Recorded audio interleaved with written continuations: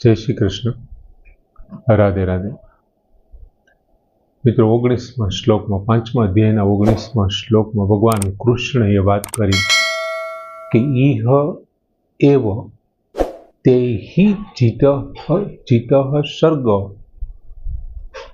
अने पछी बात करी के साम्ये मनः, जेमनु मन साम्य में रहेलू छे, समता में रहेलू छे, અને ઈહ એવા આ જન્મની જ જીવતા જ તેઓ લોકો તે ही જીતઃ સ્વર્ગ, સ્વર્ગ એટલે સકળ સંસારને, જીતઃ એટલે જીતી લે છે, જીતી લેનારા છે।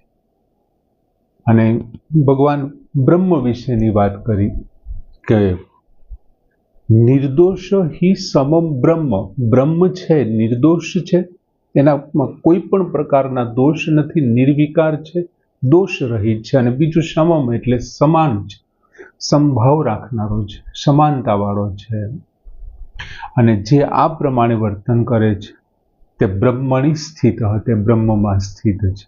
હવે ભગવાન 20મા શ્લોકમાં આ જે સ્થિતિની વાત કરી પૂર્વ શ્લોકમાં, એ સ્થિતિની રીત, એમને પ્રાપ્ત કરવાની રીત અને એ સ્થિતિના प्राप्त पामेला छे एमना लक्षणोनी भगवान बात करे छे कि न प्रहस्येत प्रियम प्राप्य न उद्विजेत प्राप्य च अप्रियम स्थिर बुद्धि असम्मूढ़ ब्रह्मविद ब्रह्मणि स्थित।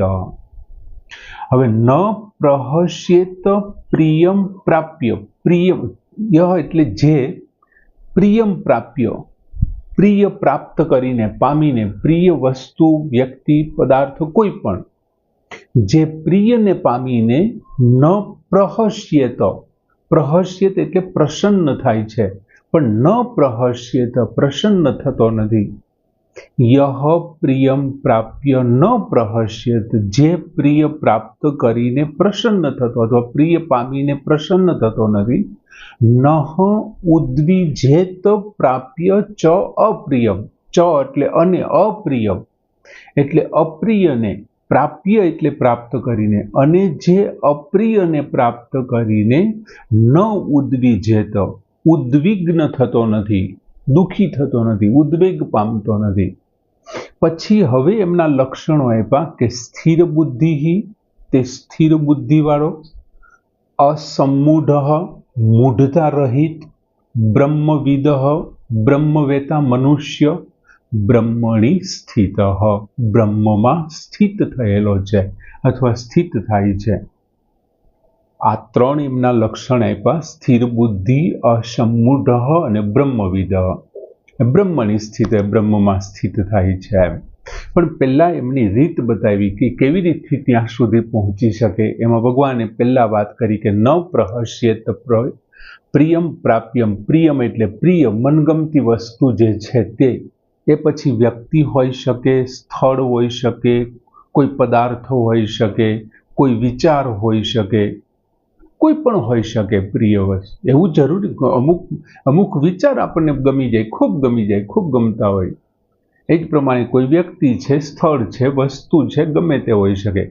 पण प्रियम प्राप्यम, प्रिय ने प्राप्त करीने न प्रहस्यत, प्रसन्न थतो नथी। हवे मित्रों, शरीर छे, शरीर, इंद्रियो, मन, बुद्धि, सिद्धांत, संप्रदाय छे, शास्त्र छे, आ बधाने जे अनुकूल थाय, शरीर थी चालू करीने शास्त्रों सुधीना, ए बधाने जे अनुकूल थाय वगैरे ने अनुकूल, पछी कोण कोण होई शके तो के प्राणी होई शके, पदार्थ होई शके, कोई घटना होई शके, कोई परिस्थिति होई शके, वगैरेनी प्राप्ति थवीने ए प्रियने पामवुं कहेवाय। शरीर, मन, बुद्धि, इंद्रियो, सिद्धांत, संप्रदाय, शास्त्रों आ वगैरे ने अनुकूल, एमने गमतुं, एमने मनपसंद कोई प्राणी छे, पदार्थ छे, घटना छे, परिस्थिति छे, कोई विचार छे, कोई व्यक्ति छे, आ वगैरेनी जे प्राप्ति थवीने एमने आपणे प्रियने पामवुं कहेवाय। હવે શરીર, મન, બુદ્ધિ, ઇન્દ્રિય, અહંકાર છે, સિદ્ધાંત, સંપ્રદાય, શાસ્ત્ર વગેરેને પ્રતિકૂળ, પહેલામાં અનુકૂળ હતું, હવે પ્રતિકૂળ, એમાં પછી પ્રાણી, પદાર્થ, ઘટના, પરિસ્થિતિ, વિચાર, વ્યક્તિ, કોઈ પણ જો એમને પ્રતિકૂળ પ્રાપ્ત થાય ને તો એને અપ્રિય પામવું એમ કહેવાય. તો એમને અપ્રિય, એટલે પ્રિય અને અપ્રિય વિશેની વાત કરી. હવે જો તમને પ્રિય પ્રાપ્ત થાય પછી એ તમારા શરીરથી ચાલુ કરીને શાસ્ત્ર સુધીની આપણે વાત કરી, એ તમને પ્રિય પ્રાપ્ત થાય કે પછી તમને અપ્રિય પ્રાપ્ત થાય. ભગવાને બીજા પદમાં કીધું કે ચ અપ્રિય પ્રાપ્યમ ન ઉદ્વિગ્ન ઉદ્વિજેત, જે અપ્રિયને પ્રાપ્ત કરીને ઉદ્વિગ્ન નથી થતો. તો પ્રિય કે અપ્રિયની અંતઃકરણ ઉપર હર્ષ કે શોક ન થવો જોઈએ. તમને જે વસ્તુ પ્રાપ્ત થઈ, માની લો કે તમારા શરીરને અનુકૂળતા આવી કે પ્રતિકૂળતા આવી, તમારા મન, બુદ્ધિ, અહંકારને કે પછી પ્રતિકૂળતા આવી કે અનુકૂળતા, તમારા સંપ્રદાય, તમારું શાસ્ત્ર, તમારા સિદ્ધાંતો, તમારા વિચારો, તમારી વ્યક્તિ પ્રતિકૂળ આવી કે અનુકૂળ આવી, તમને જે કંઈ વસ્તુ પ્રાપ્ત થાય એ માત્ર બાહ્ય પ્રાપ્તિ છે એવું માની અને અંતઃકરણમાં એ પ્રાપ્તિનો હર્ષ પણ ન થવો જોઈએ. જો અનુકૂળ મળ્યું હોય તો તમે એમનાથી તમારું અંતઃકરણ પ્રસન્ન ન થવું જોઈએ, અને જો પ્રતિકૂળ મળ્યું હોય તો તમારું અંતઃકરણ એમનાથી શોક ન થવો જોઈએ, દુઃખ ન ભોગવવું જોઈએ. પ્રિય કે અપ્રિયની પ્રાપ્તિનો અર્થ શું છે? એનો અર્થ એ નથી કે હૃદયની અંદર હર્ષ કે શોક છે. હૃદયની અંદર હર્ષ અને શોક રહેલો છે એટલે કોઈ આવ્યું એ આપણને પ્રિય લાગ્યું. હૃદય કે અંતઃકરણની અંદર દુઃખ રહેલું છે એટલે કોઈ આવ્યું કે આપણને દુઃખ થયું, ના, એવું નથી. પ્રિય કે અપ્રિયનું જ્ઞાન થવું ને અંતઃકરણની અંદર જ્ઞાન થવું તે દોષ છે જ નહીં. કે આ વસ્તુ પ્રિય છે, આ વસ્તુ અપ્રિય છે, એમની જાણકારી થવી, જ્ઞાન થવું એ દોષ નથી.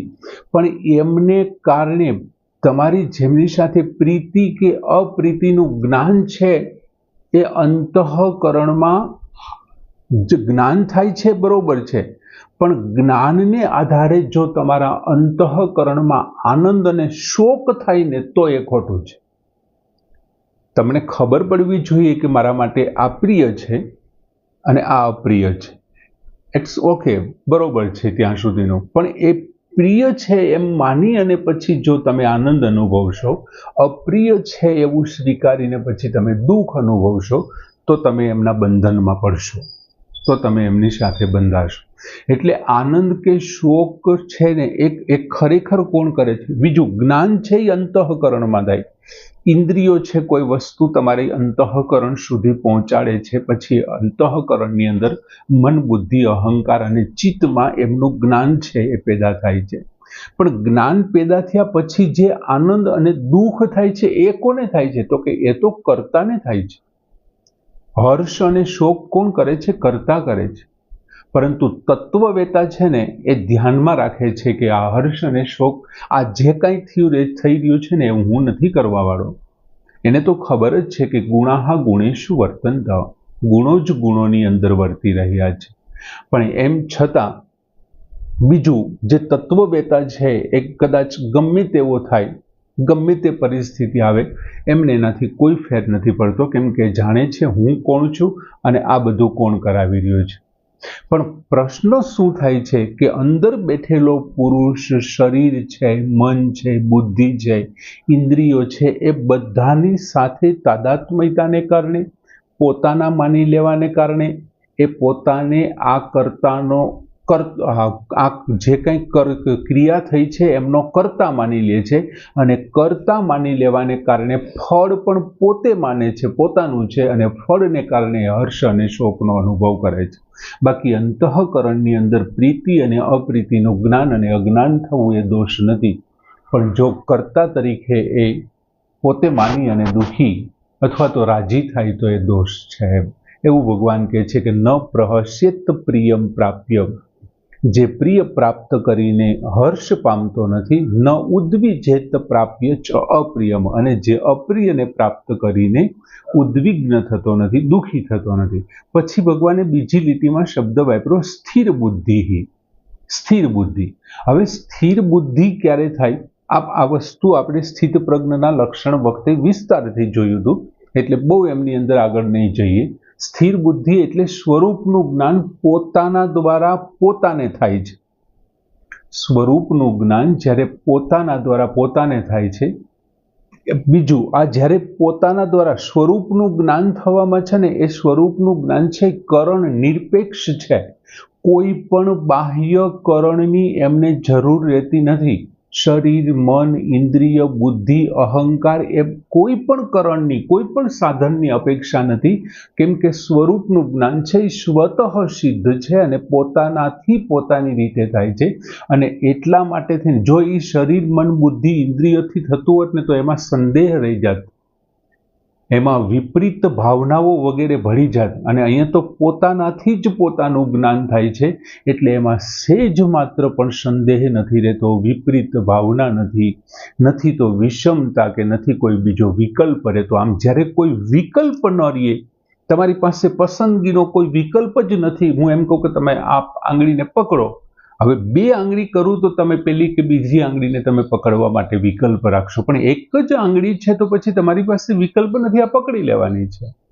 એમ જ્યાં વિકલ્પ જ નથી ને, ત્યાં તમારી બુદ્ધિ કેવી થઈ જશે? સ્થિર થઈ જશે. એટલે આવી જે સ્થિર બુદ્ધિવાળો. ત્યાર પછીનો શબ્દ ભગવાને એમના લક્ષણોની વાત કરતા કીધું અસમ્મૂઢ. સમ્મૂઢ એટલે મૂઢ, મૂઢતા, અને અસમ્મૂઢ એટલે મૂઢતા રહિત, મૂઢતા વગરનો. બીજું, જે અવિનાશી પરમાત્માની સંપૂર્ણ સંસારમાં, સંપૂર્ણ બ્રહ્માંડમાં ચચરાચર વિદ્યમાન છે અને સંપૂર્ણ બ્રહ્માંડ એમના જ હિસાબે કાર્યરત છે. આવી સત્તાનો સ્વીકાર ન કરે અને એમને બદલે પ્રકૃતિનો સ્વીકાર કરે, સંસારનો સ્વીકાર કરે, મન, બુદ્ધિ, ઇન્દ્રિયો આ બધું જ કામ કરવા વાળો છે, અને એમની સત્તાનો સ્વીકાર કરે ને, જો આવું કરે ને તો શું કહેવાય? એને મૂઢ માણસ કહેવાય. જે પરબ્રહ્મની સત્તાનો સ્વીકાર ન કરે, જેમનાથી બીજા બધા સત્તાધીશ બને છે, સત્તા ધારણ કરે છે, સંસાર અને પ્રકૃતિની સત્તાનો સ્વીકાર કરે તો એ મૂઢ છે. પણ જેમનામાં આવી ભાવનાનો સંપૂર્ણ અભાવ, અસમ્મૂઢ, મૂઢતા રહિત, એટલે માત્ર ને માત્ર પરબ્રહ્મનો જ જે સ્વીકાર કરે છે ને, એવા વ્યક્તિની વાત છે. અને પછીની વાત કરે છે બ્રહ્મવિદ, બ્રહ્મવેતા મનુષ્ય. વેતા એટલે જાણનાર, વિદ જાણવું. હવે પરમાત્માથી કોઈ પણ વ્યક્તિ અલગ થઈ અને પરમાત્માનો અનુભવ નથી થતો. પરમાત્માથી અલગ થઈ અને તેમનો અનુભવ આપણે કરી જ ન શકીએ, થઈ જ ન શકીએ. પરમાત્માનો અનુભવ કરનાર બ્રહ્મથી જુદો જ નથી હોતો, બ્રહ્મથી જુદો થઈ જ ન શકે. શું કામે ન થઈ શકે? કેમ કે પરમાત્મા સમગ્ર ચચરાચર સૃષ્ટિમાં વ્યાપ્ત છે. તે બ્રહ્મથી અભિન્ન બની કેવી રીતે થઈ શકે? તે બ્રહ્મથી અભિન્ન કેવી રીતે બની શકે? એટલે બ્રહ્મથી અભિન્ન થાય જ નહીં. અને જેવો એ બ્રહ્મને જાણી લે છે, તો બ્રહ્મને જાણી ક્યારે? તો કે જ્યારે બ્રહ્મમાં ભળી જાય ત્યારે બ્રહ્મને જાણે. હવે એક વખત બ્રહ્મમાં ભળી ગયો, પછી હું એમ કેવી રીતે કહી શકું કે મેં બ્રહ્મને જોયો છે? કેમ કે હવે તો તું બ્રહ્મ થઈ ગયો છે, તું તો બ્રહ્મમાં ભળી ગયો છે. કેમ કે બ્રહ્મથી અભિન્ન છે. બ્રહ્મવિદ, બ્રહ્મને જાણનાર, એ એવો પણ ક્યારેય અભિમાન નથી કરતો કે હું બ્રહ્મને ઓળખું છું, કે હું બ્રહ્મને જાણું છું. કેમ કે પોતે જ બ્રહ્મ થઈ ગયો છે, બ્રહ્મવિદ. અને એટલા માટે તો ભગવાન કૃષ્ણએ છેલ્લો શબ્દ વાપર્યો બ્રહ્મણી સ્થિત. આગળના પૂર્વ શ્લોકમાં પણ એ જ વાપર્યું હતું કે તેઓ બ્રહ્મણી સ્થિત, બ્રહ્મમાં સ્થિત છે. સઘળા બધા જ પ્રાણીઓ દુનિયાના જે કાંઈ 84 લાખ યોનિઓ આપણે ગણીએ છીએ, બધા જ પ્રાણીઓ એ બ્રહ્મમાં જ રહેલા છે, બ્રહ્મની અંદર સ્થિત છે. શરીર, મન, બુદ્ધિ, ઇન્દ્રિયો વગેરેને માનવાથી આ અનુભવ આપણને નથી થતો કે આપણે બ્રહ્મમાં લીન છીએ એમ. કે આ શરીર મારું છે, આ મન છે, બુદ્ધિ છે, ઇન્દ્રિયો છે, આ જે કંઈ ક્રિયા છે એમને આપણે કર્તા માની લઈએ છીએ. એમ હું પોતે કરું છું એવું આત્મા સ્વીકારી લે છે અને એમને કારણે એમનો આપણને અનુભવ નથી થતો. બાકી બ્રહ્મમાં સ્વાભાવિક સ્થિતિનો અનુભવ છે, સ્વતઃ સિદ્ધ છે, એમની મેળે થાય છે. અને એક વખત અનુભવ થઈ ગયો ને પછી શું થાય છે, એ બ્રહ્મથી જુદો રહી જ નથી શકતો, એ બ્રહ્મમાં સ્થિત થઈ જાય છે. જેમને એક વખત પર બ્રહ્મનો અનુભવ થઈ જાય છે, બ્રહ્મમાં સ્થિત થઈ જાય છે.